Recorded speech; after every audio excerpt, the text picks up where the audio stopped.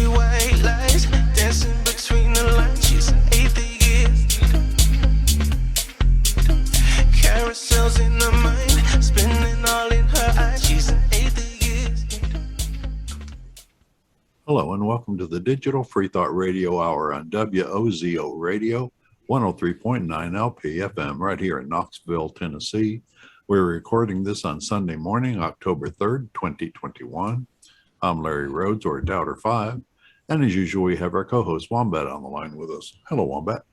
I took a week of vacation, and now it's just going to be raining all week long. Probably. Rain has come. But, that's good. Our guests today are George Brown II.5 from Brooklyn. How are you? I'm good. And Dread Pirate Higgs, all the way from Canada. Hello. Digital Free Thought Radio Hour is a talk radio show about atheism, free thought, rational thought, humanism, and the sciences. And conversely, we'll also talk about religions, religious faiths, gods, holy books, and superstition. Wombat, what are we going to be talking about today? So I wanted to talk about the wonderful joys of going out into fields and picking cherries. And I thought, we also have an atheist podcast, so let's do that as well. We'll talk about cherry picking today. It's going to be a fun one. But before we go into the meat and potatoes of it, or the stems and the pits, if you will, we'll throw it up to our own Dread Pirate Higgs for our own weekly vacation. Vacation? Invocation. Oh, our noodly Lord, grant me the serenity to accept the things I cannot change, the courage to change the things I can, and the noodle to know the difference. That's right. Amen. That's a new one. I like that one a lot. Yeah, that's cool. I like that one a lot. I really do. Dread, we're going to throw it up at you. How you been since last week, my friend?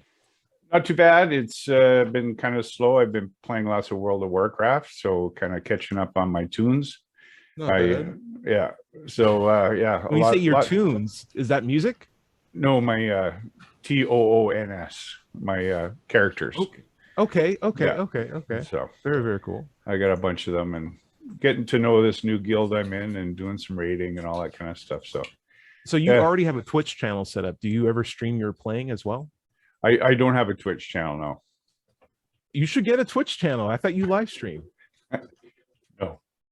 Okay, so you're live. I just live stream on YouTube. Okay. Listen, you can live stream on YouTube playing games as well. Like, hey, if you want more people, like that's a pretty good audience right there. Something to consider. We can talk about that. I think it's kind of cool. Larry Rhodes. I did before I go. We have this. I don't know if I mentioned this before, but here in BC we have an Adopt a Highway program, and so we figured out how to. So there's a difference between groups and individuals. If you're a group, like an official group, you actually have to take out insurance as a group to do volunteer work for this Adopt a Highway program. Wow. So I know, eh? And it's like $450 a year. Yeah. When you're not making any money, I mean, it's kind of hard to justify spending that kind of coin on insurance to do volunteer work. Yet, if you're an individual, you don't have to pay for insurance. Exactly. So what we've done, instead of doing it as the Church of the Flying Spaghetti Monster and crew, we just have a symbol of the Flying Spaghetti Monster.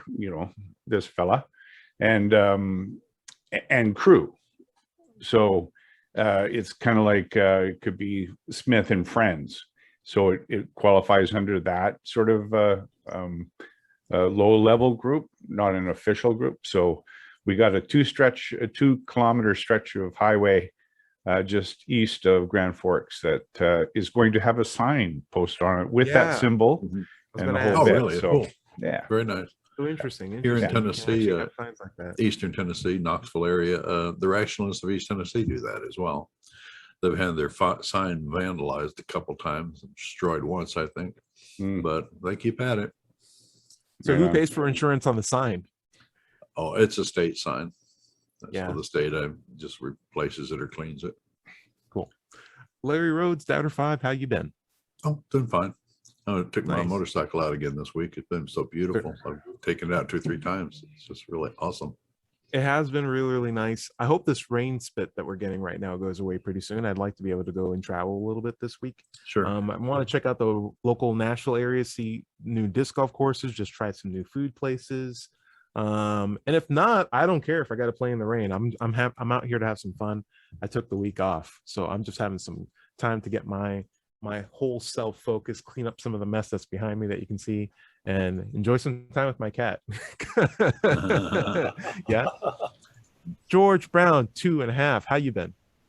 Well, not so good as of yesterday because I decided to try to take a vacation from coffee, and you all know how devoted to good coffee I am.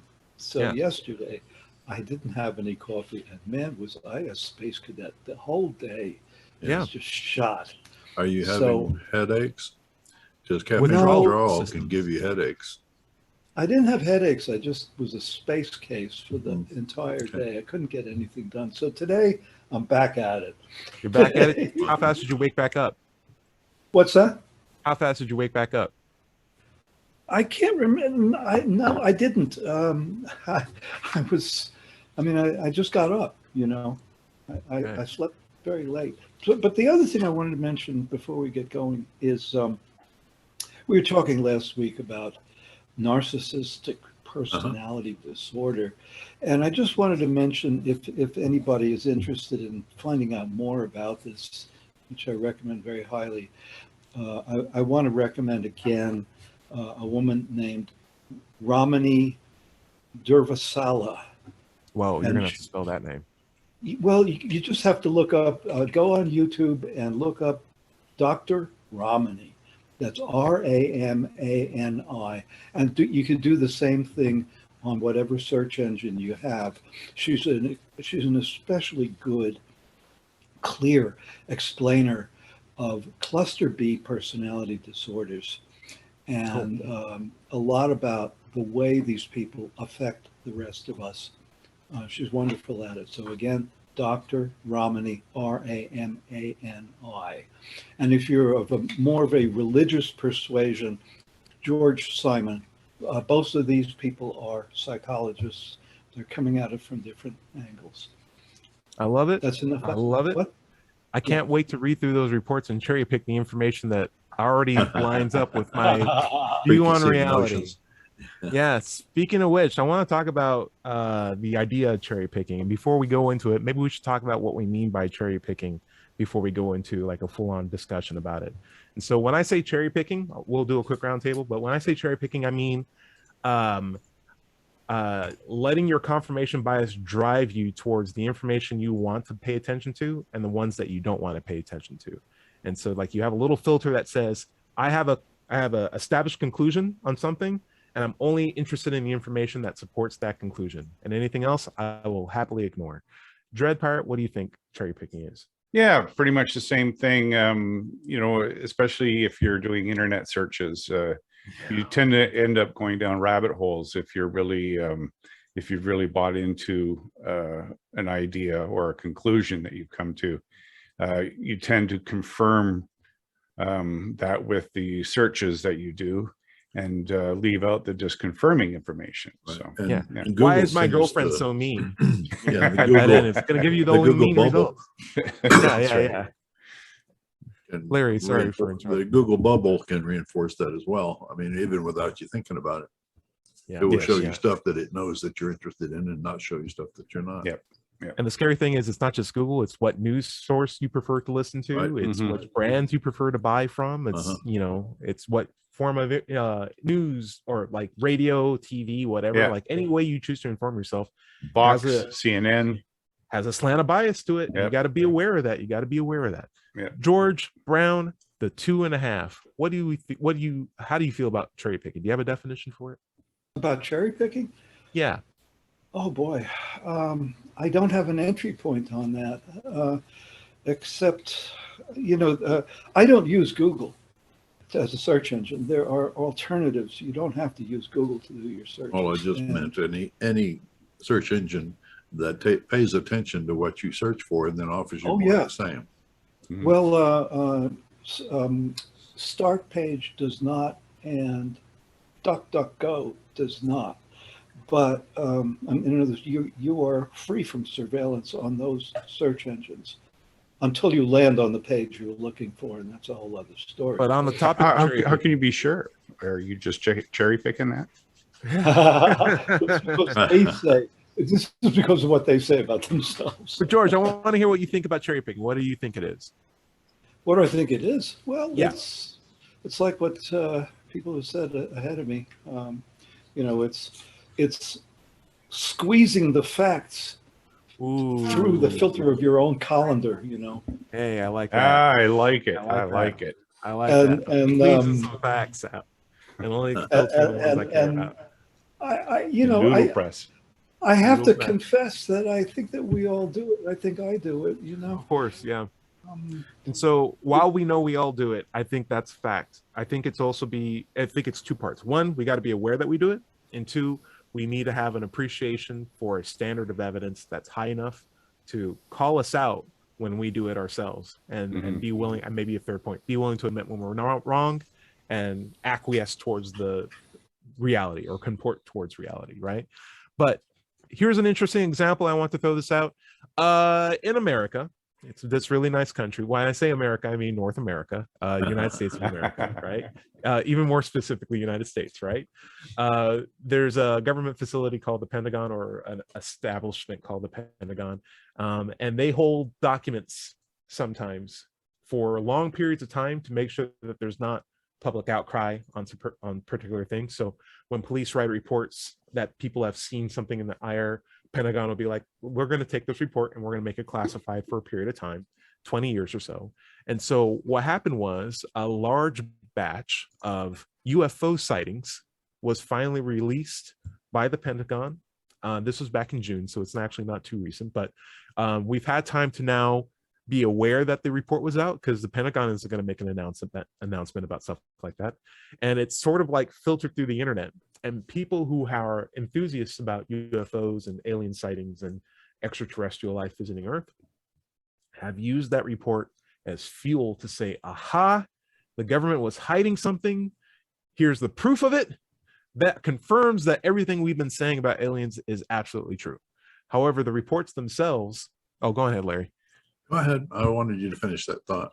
Okay, but the reports themselves, and which we all have access to, and we can even provide a link in the comment descriptions, even from the title itself, basically says, yeah, it's mostly just people seeing lights in the air. There's no conclusive information among all these reports. It's still a very nebulous topic. We're not saying no, we're not saying yes. It's just people saying they saw some lights and they couldn't identify them. The end. Larry. Well, people don't realize that there are more than one definition for a word, like faith or something. But certain people will read that report, and every single time they see the word UFO or the initials, they'll think aliens.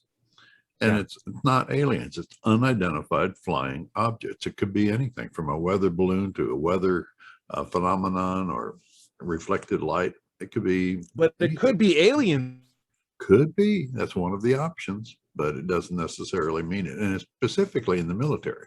When they say UFO, they're not talking aliens per se. They mean what it says, unidentified flying objects. Dread? I got the Northern Lights, so I see lights in the sky all the time. Yeah, Nice. for the And radio they also audience, call- he has Christmas lights over his That's head. right. Yeah. The I guess that's important to point out. They also call them UAPs, unknown aerial phenomenon.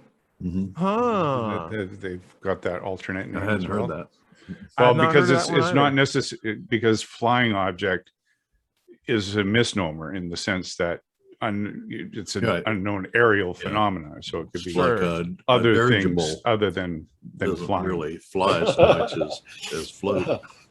Dread, that's a very good point. I didn't know about that distinction. Well, you I think have seen about things that Venus. fall into that. Venus has been misidentified throughout, all known time, essentially as At least since something- 1945. yeah. There you go. Cool. George, you wanted to make a comment? Yeah, we have a senator here in the United States, Joe Manchin. I think he's an unidentified flying object. Okay. Oh, that's a great picture, Larry. Although There you go. in Yiddish, there's a wonderful term in Yiddish. It's Luftmensch, which means airman. You know? Airman. Okay. Yeah. Nice. Thanks for sharing that. Yeah, I have airman. seen. Flying. So I've gone jogging before, and I have looked up into the air, and I have seen like a ring of lights in a blue sky. Like I've seen things that I would qualify as like an unidentified aerial phenomenon, and I would look at that thing, and like my skeptical brain is like, Tyrone, that's not a UFO, but I still don't know what it is, and it's probably just so bright outside that I can't see an outline of something. But it is like a static ring of lights in the air, and I'm like, what the hell could that be? And my brain just goes like, I really would UFO. like to know Yeah. what it is. But Alien. until then, I'm happy for it not being. I won't jump to the conclusion of aliens, but I'm just like, it's so interesting that I could easily do that, and yet we're all seeing the same thing, and I can see the mania sort of leap towards it. But in terms of cherry picking,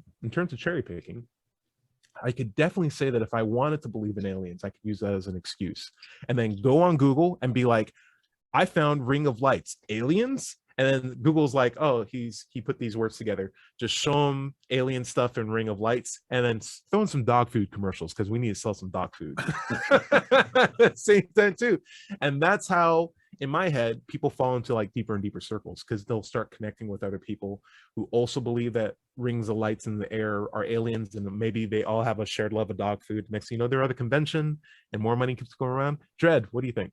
You know, sometimes that cherry picking too is combined with, you know, the incredulity, you know, argument from incredulity. Yes. How could it be an area? You know, how could it be Venus? I mean, it was moving too fast. It's too bright. You know, it's blah blah blah. You know, there's no way I could be wrong, or how you have to prove that I'm wrong before I'm even willing to consider any other options. It's just like that's the worst place to be in. The default option is not you are right. The default option is you should keep working harder to figure out why you are right, not I'm right until I'm proven wrong. It's like, why are you right? George, thoughts? Well, following up on what Dread Pirate just said, I go out walking sometimes at night, and it's like I was looking up in the sky and I saw this small constellation, and I thought, what's that? Well, when I look with my right eye, it's one star. I've got internal reflections in my left eye. You know, I'm an old guy. I mean, stuff happens when you're old. But you know, it was my left eye. It's a constellation, and it's really cool. You know, too bad it's not real. So in the event of me not worrying about this any longer, I actually did look it up on Google to figure out what the ring of lights was, but I didn't put alien or anything behind it. And it turns out there's a novel community of people who send up weather balloons up into the air, and the weather balloons are ribbed, and they have sort of like a iridescent surface on the outside, such that each rib has a little reflection of light if there's a sun out on a clear day. And I said I saw this ring of light on a clear day. I had no idea what it was. It's a weather balloon that went up into the air, and each of those little ribs have a tiny little sparkle sunspot on them. And I can't see the outline of the balloon because it's too far away, but I can see the bright circle of lights. Right. And like, there it is. That's what I saw. But I had to look it up unbiasedly to figure that out. And whether or not I'm right, maybe it was an alien in a really spacey suit or something like that. But at least Occam's razor. So, let's see. If my following Occam's razor, the least number of assumptions makes a more valid argument most of the time. Let's see. I would say, that's fair. Like, I'm not assuming aliens have to exist. We already know weather balloons do exist. I find like that's the most simplest and least assumptive approach. So yeah. I would also say, what is it? Extraordinary claims require extraordinary evidence, right? And so mundane claims only require mundane evidence. And we already know weather balloons exist, sunlight exists. You can put these two together, and I can make a better argument for it being just a weather balloon on a sunny day than I could be for an alien force visiting us from another galaxy, right? Yeah. I love stuff like that. Let's see. Larry, you want to talk about that picture in the background that you got? Oh, mute my buddy.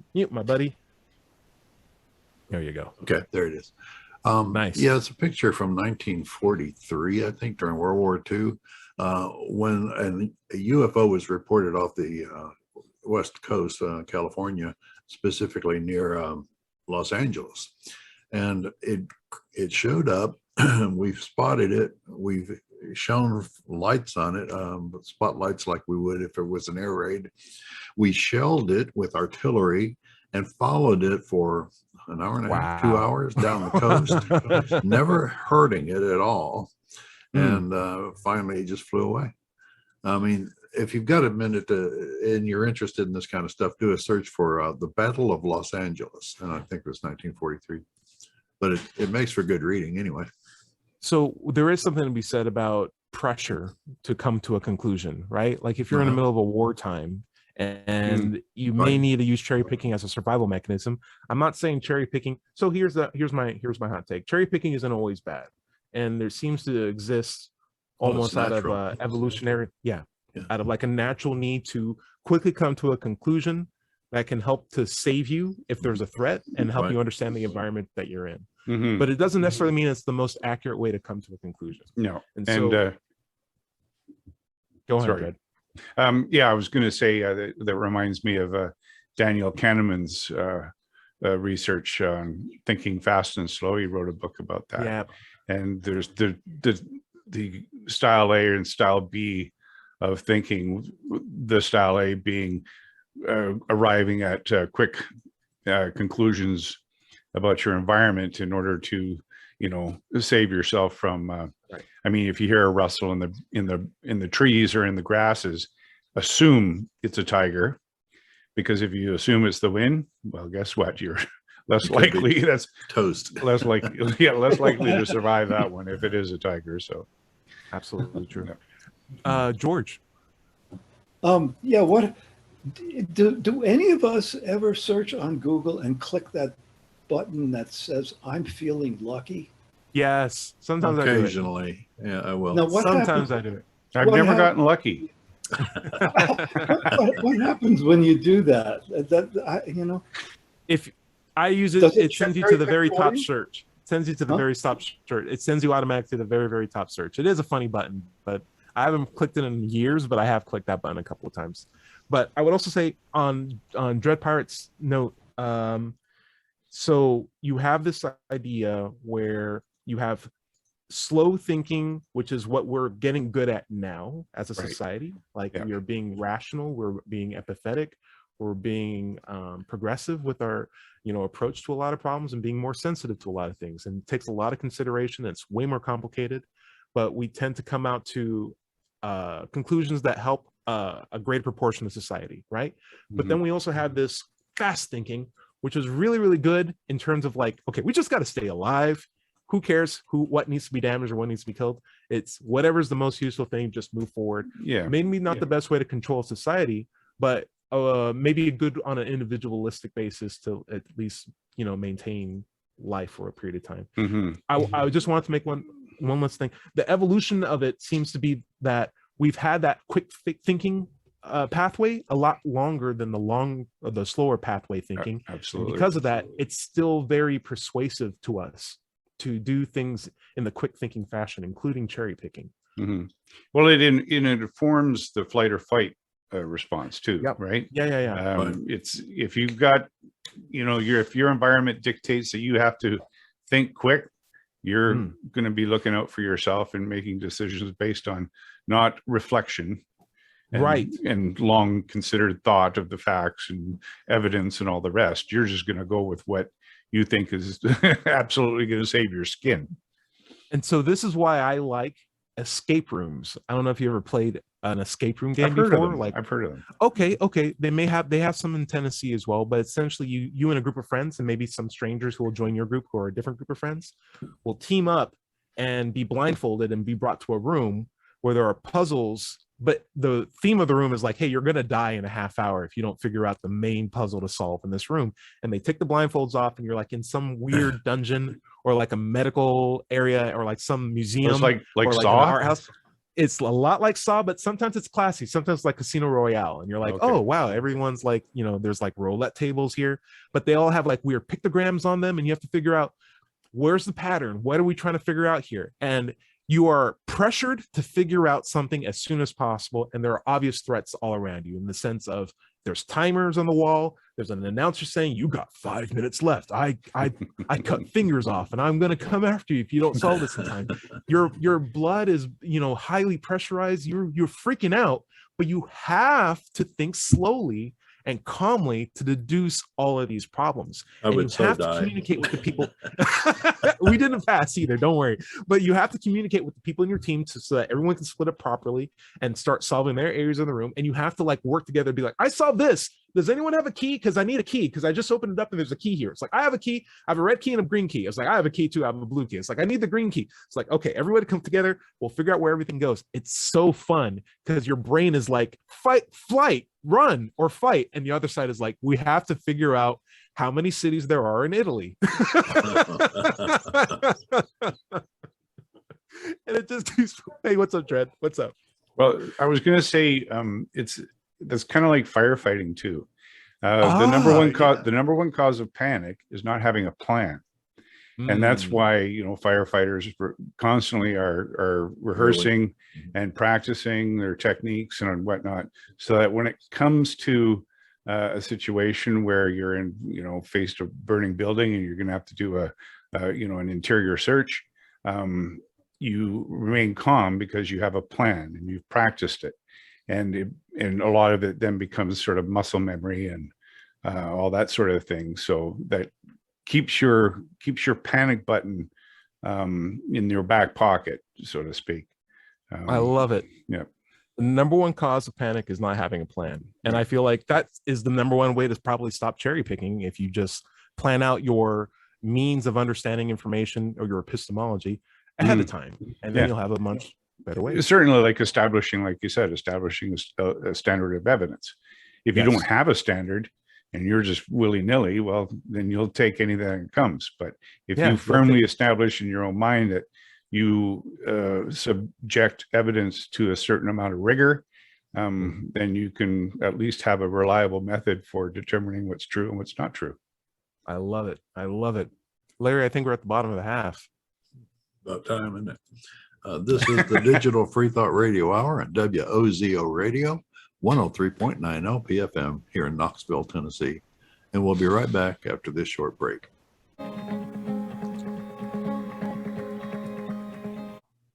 Hello and welcome back to the second half of the Digital Free Thought Radio Hour. I'm Doubter 5 and we're on WOZO Radio, 103.9 LPFM here in Knoxville, Tennessee.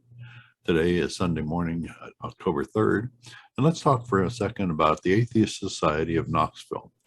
ASK was founded in 2002, and we're in our 19th year. ASK has over 1,000 members, and we have weekly Zoom meetings during COVID, but we're again meeting in person downtown Tuesday evenings at Barley's Taproom Pizzeria in Knoxville's Old City out on the patio. So if it's Tuesday evening, you're off work, come on down and meet some other atheists. You can also find us online on Facebook, meetup.com, or knoxvilleatheist.org. Just look for Atheist Society of Knoxville. Just that simple. By the way, if you don't live in Knoxville, you should still go to Meetup and do a search for an atheist group in your town. Don't find one? Start one. That's right. Where do we want to pick up, Wombat? Hey, we're finishing up our talk on cherry picking today, and I wanted to bring up a new side topic. Boudreaux sent us a article. Well, actually sent us a citation to a scientific literature magazine journal. Is what they're called. And what they do is this journal is in toxicology, and they issued a report by a guy who was anti-vax, basically anti-vaccination of children. And he said, hey, most people who get vaccines are old, or I'm sorry, most people who get sick from COVID are old. Therefore, we shouldn't vaccinate children, because why would we even bother vaccinating children? And the report didn't really talk anything about how kids can be vectors for diseases. Right. They instead, or how, a room full of kids could easily infect an adult teacher. But instead, it was more of just like, here are the numbers that agree with my conclusion. And I specifically selected the ones that match this narrative that I have. And what is the case to be discussed here is that in journals or in scientific journals, there are room for things called editorials, which are essentially opinion pieces. And those are subject to whether or not the editor of that journal would like to publish them or not. And they tend to be more provocative to inspire conversation or sell more journals at the end of the day. Whereas you also have areas for scholarly articles, reviews, and reports, which are peer reviewed by other scientists before they even get to the editor. And then that paper is a thoroughly investigated and thoroughly vested scientific article. And the scientifically weighed articles are not the same thing as the opinion pieces, yet they are published in the same journals. And the problem with that is that people will look through a journal to find a well-established journal to find the opinion piece that matches their kooky conclusion, and then point at science to say, and it's backed by science, when it's not. It's just an opinion piece that's in a scientific journal, and that's cherry picking. And I think it's kind of dangerous. George, you have thoughts on that? Take yourself off mute. Well, I wanted to go back to something that Dread Pirate said at the end of the last half hour about firefighters. I like that. He said you have to have a plan, and if you're going to come out alive from fighting the fire. And I thought, well, where do firefighters get that plan? And I realized they rehearse, they practice on stuff, And one of the things that I notice when I go around from place to place is those little practice structures that firefighters use. The little villages that they have that they can set fires and then practice putting them out. Yeah. What are those structures called, Dread Pirate? Do you know? Well, they're just fire grounds, practice fire grounds. Yeah. We've got one, we set one up here in Grand Forks with a bunch of sea cans. And, so we got sea cans stacked on each other. We have. What's a sea can? What's a sea can?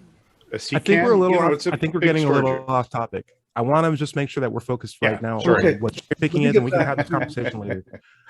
So the main thing Let I me want get back to what I was just going to reintroduce the topic, which was, hey, in science, there are people who publish articles that some of them can be opinion pieces and some of them are not opinion pieces, but people will cherry pick from scholarly articles and then use that as a claim that science supports their misinterpreted conclusion.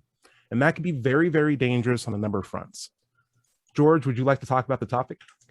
Okay, well, again, I want to finish what I was saying before, which is that perhaps we need, like the firefighters, work with these practice structures, that we need to practice free thought, free thinking, to try to catch ourselves in cherry picking in our own minds.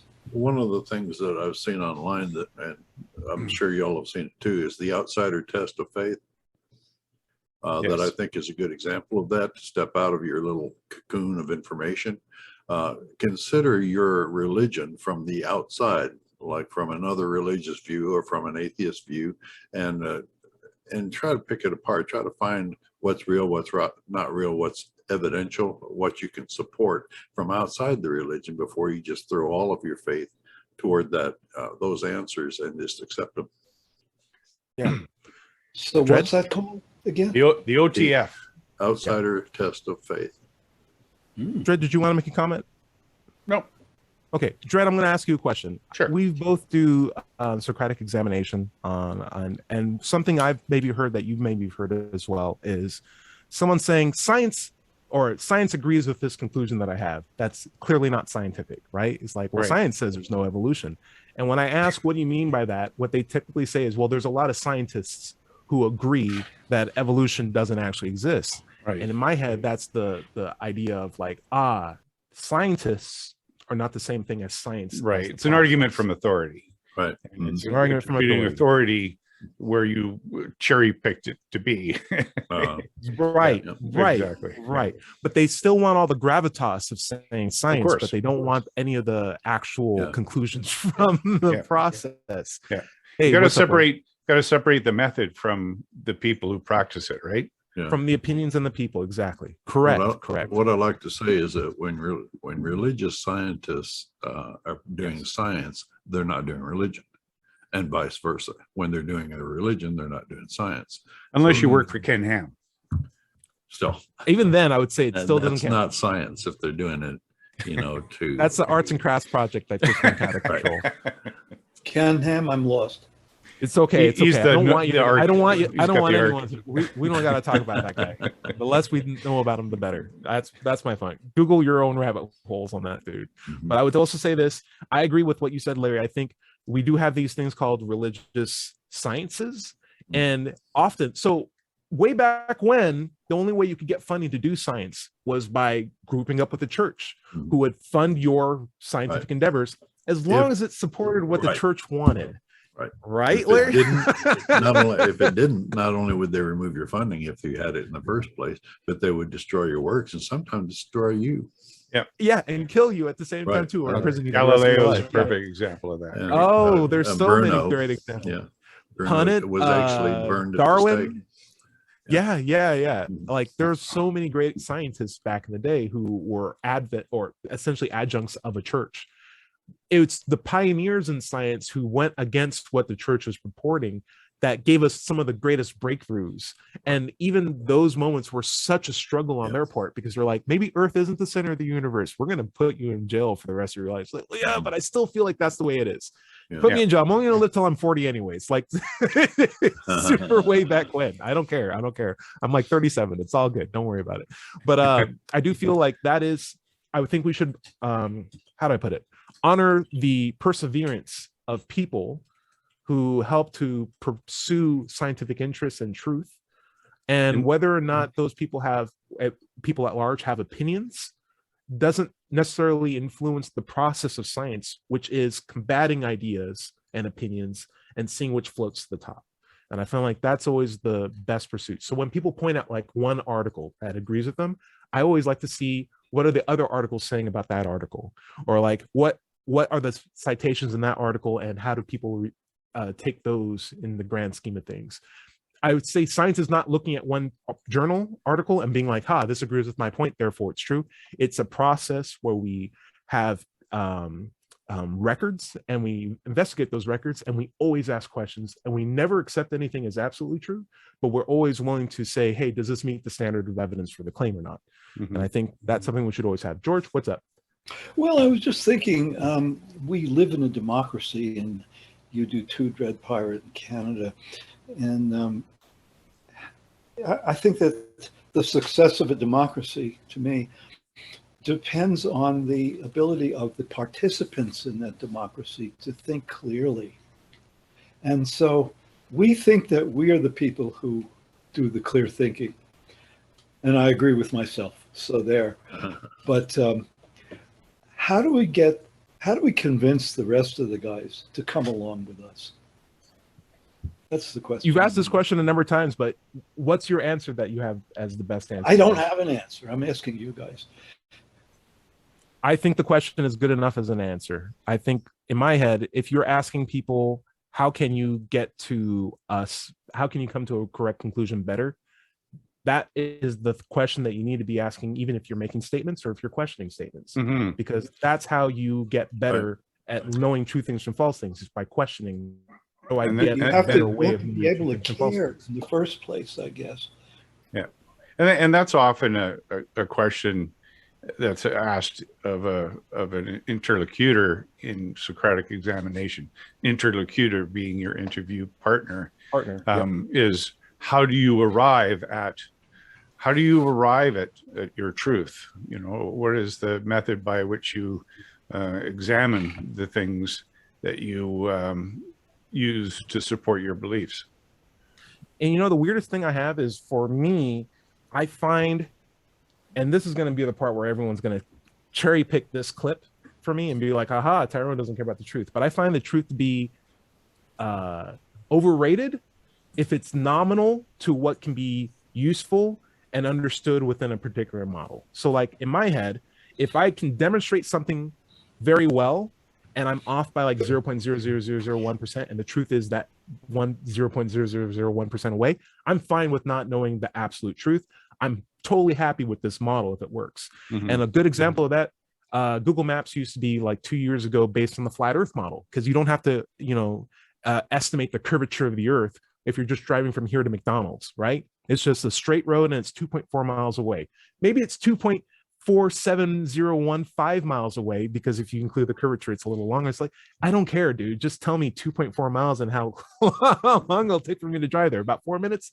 Fantastic. This model works and it's useful. It may not be the absolute truth. It may not be the absolute time that I arrive on time. Maybe there's traffic or whatever, but it works for me. And it's at least useful in this mundane capacity. And what's the issue is when people have that low standard for mundane things and they apply it to incredibly extraordinary things like the existence of a god, or even take, in my head, two different standards and say, well, my extraordinary God has told me that it's not necessary for me to get vaccinated. And I'm like, oh, you've compounded a very low standard of evidence to a highly incredible statement, and are believing whatever this big statement tells you about mundane things. Like, you're caught in this really vicious loop that may actually lead to needless harm. And so what I wish for is this cherry picking that we do, to at least be acknowledged to the fact that, like, hey, for mundane things like Google Maps, that's okay, because I'm not really hurting anybody if I arrive at McDonald's 30 seconds later than I'm supposed to. But when it comes to interacting with other human beings, I want to have the highest standard of information possible. And so maybe I'll cherry pick less on that and be more comfortable with getting closer to the more absolute truth if I can be. Larry. Yeah, well, what gets me is that the opposition would say, yeah, it was 99%, 99.3%, and then they took consideration. Well, they don't want to tell you all this stuff, but now it's 99.9% after they take in whatever else. See, right? Science was wrong. You know, they lied to you. So, you know, they it's either right or wrong. It's one or the other. Correct. It can't be both. Dread. I was just going to point out too, I was listening actually to an episode of the Skeptic Guide to the Universe podcast. And they're a real great group for anyone who is looking for content. But, you know, the point was made is that the theories of science are models of reality. Right. Yes. They're not true depictions of what we think reality is. They're models, and that's why they can change over time. As new evidence comes in and new information comes in. Yeah, Darwin's theory is a good example, because he didn't have any knowledge of DNA, but he gave us a good model that we could use going forward. Exactly. Yep. Hey, I'm going to throw this out too. It's going to touch on both of your points, but the idea of science being wrong.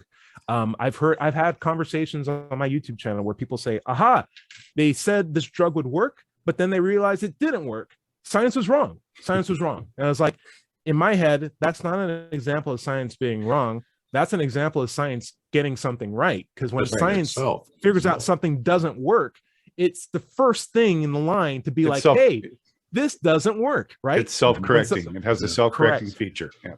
When something doesn't work in religion or faith, there's nothing. You're the problem. Right. And it's not a systemic model. And you think about how slow the Pope has come to, you know, accepting responsibility on behalf of the church for some. I mean, think about Galileo, you know, apologizing for Galileo. Yeah. Wasn't that like 10 years ago or something? Yeah. Oh my gosh, that's terrible. Larry, what's up? Back when Edison was working on the light bulb, he'd worked on it for years and couldn't find the correct, what do you call it, element that wouldn't burn up. And the interviewer was saying, you know, so you haven't had anything but failure for the last year. He says, but I know 1,000 things that don't work. So he could move on from that. It was progress, even though he hadn't reached the right element. Hey, what's up, Dread? Yeah, I just one of our viewers here, his name is Redonk, and he goes, absolute truth doesn't exist. Truth is a measure of confidence. Truth is a measure of confidence. We'd have to touch on that. I have to think about that a little bit more. Well, that would explain why religion says they always have capital T truth. They have ultimate confidence in their religion. Right. Yeah, absolute confidence. But Edison in his own right is an interesting figure, because I feel like, you know, it takes someone to try to make something to realize that when you hit a wall, it's not the end of the project, but rather a better resolution of how to make the project work. Mhm. Like you've hit a wall here, now you know what to go around or what the next obstacle is in the process of making something. Yeah. And one of the cool things he had a problem with was he was trying to figure out, how do I make filaments burn longer for my incandescent lamps, right? And there was another patent guy, a black dude named Lewis Howard Latimer, who made a longer lasting filament for stuff like that, and had it since like, hey, I'll take whatever I can get. This guy, let me take your stuff. Is like, I got my patent. It's like, okay, fine, we'll buy your patent. I'm Thomas Edison. I'm rich as hell. I'm going to get your patent. And that was one of the tricks that, collaboration and working with other scientists, figuring out, hey, what small area are you an expert in? Can we collaborate? And can we build a model so I can get over the walls of things that I don't know? And in my head, it's just that collaborative aspect of science that makes the best ideas float to the top. And it tends to be the case that great ideas don't happen in a vacuum, and like great inventions don't happen by just one person. It takes a team of people working together, questioning each other and trying to beat each other with the best information that lets the best things rise to the top. And I love that. Dread first and then Larry. Yeah. So anyway, Redonk clarifies his earlier statement. Says, yes, science relies on being falsifiable and subject to scrutiny. Yeah, that I agree. Yeah, Absolutely. Larry. Well, I was just going to say about the teams of scientists working together to find truth. Sometimes the teams of scientists aren't working together. That's how we found the cosmic background radiation. One team was working to find it and they couldn't find it, and another team wasn't working to find it, but they found it and they didn't know what it was, and they were fairly close together physically, and they contacted each other. One group did the other, and it fit the bill. We now know a whole lot more about the cosmic background resolution. And that's a beautiful story, because it does show that science is a objective tool that different parties can use to figure out the same thing, even if the intentions were completely different. They point to the same model of reality. It's such an accurate model that two different teams working in two different directions can arrive at the same conclusion, right? And you don't get that with religion, because we have the Third Street Baptist Church who disagrees with the Second Street Baptist Church, who says they got it all wrong. Or Well, even he one of drives the a Cadillac, he's all parishioners doesn't think that the preacher's right, so he splits off and starts his own denomination. George, what's up? I was just thinking of the example of where I live. The two counties, there are two counties here. One is large, one is tiny. And there's a newspaper that serves both counties, and they have they list all the churches every Friday, and every once in a while I go and I read them and I count the churches. And so we have in these two counties, talking about the Baptist spinoffs, Larry, we have 167 official Baptist churches. And then we have another 37 unofficial Baptist churches. And then we have the other ones that have split off completely from those. It's an incredible number of churches. It's all an incredible personal degree of revelation. bifurcation. It is. And here's the thing too, and I want to make sure this is a point before we end the show. Every single one of those people will call themselves Christian as if it was one thing uniformly across all those subsections within that denomination. And Catholics will call themselves Christians, Protestants call themselves Christians. And the thing is, I'm not letting that pass for me anymore as an answer. When someone tells me a Christian, I ask them which kind or what kind: Epistemological, methodological, Lutheran, Protestant, Catholic, evangelical, Adventist. Like, there's so many different kinds. I want to know what brand within this greater band that you think you are, because it's not one thing.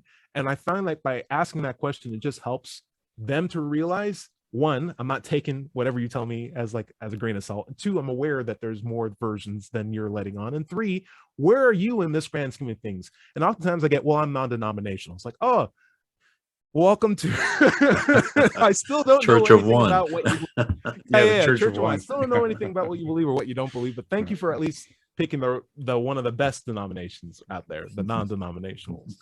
Anyway, hey, I think we're getting close to the bottom of the half. George, or bottom of the second half. George, top of the hour. Top of the hour. Are you feeling good without your coffee buzz? Is it coming back to you? I'm feeling good. I still want to know how in the world am I going to give up coffee because I like it so much. Nice. I'm hooked. I'm addicted, guys. Help me. it's a thing. It's one of the weird in our culture. It's one of the weird acceptable psychotropics that people accept and sell Yeah. to kids, and everyone thinks is normal. But there you go. Dread Pirate, where can we find you at? Well, I'm live streaming as we speak on my YouTube channel, Mind Pirate, which can be, it's MINDPYRATE. And I stream it at 8 a.m. Pacific Standard Time. So check it out. And I just got one more comment here from Redonk. He says, I think a more accurate wording would be that absolute knowledge doesn't exist. It's like infinity, something you can approach but never reach. I thought that was pretty As good. opposed to stupidity. Yeah, indeed. That's Yeah, come great. check out my channel and please subscribe. I'm 6 viewers away, or 6 subscribers away from Hey, I'll tell you how you do it. You, naming you my start thing. streaming some video games, and people will be like, "Oh, he plays Fortnite too." Next thing you know, all the 14-year-olds are jumping in. yeah. You have a zillion I subscribers could by name it Twitch. Ultimate Fails. Ah, Don't stand in fire. that's great. That's great. She said, "What?" There you go. Right. I'm gonna let chat him on YouTube. Whatever you got to do to make the algorithm work for you, and we'll be here next week. Larry, why don't you take us out? Hey, remember, this show is on Apple iTunes, Pocket Cast, Amazon, and podcasts everywhere. Just search for Digital Free Thought Radio Hour. I love that. Great My edit. my content is on digitalfreethought.com. Be sure to click on the blog button for a radio show archives, atheist songs, and many articles on the subject. I have a book. It's called Atheism, What's It All About? And it's available on Amazon. You can find my YouTube channel simply by searching for Larry Rhodes or Doubter5. If you have any questions for the show, you can send them to askanatheist@knoxvilleatheist.org. If you're watching this on YouTube, be sure to like and subscribe. This has been the Digital Free Thought Radio Hour. Remember that everybody is going to somebody else's hell. The time to worry about it when they prove that heavens and hells and souls are real. Until then, don't sweat it. Enjoy your life. We'll see you next week. Say bye, everybody. Bye, Robin. Bye, everybody. Robin. Bye.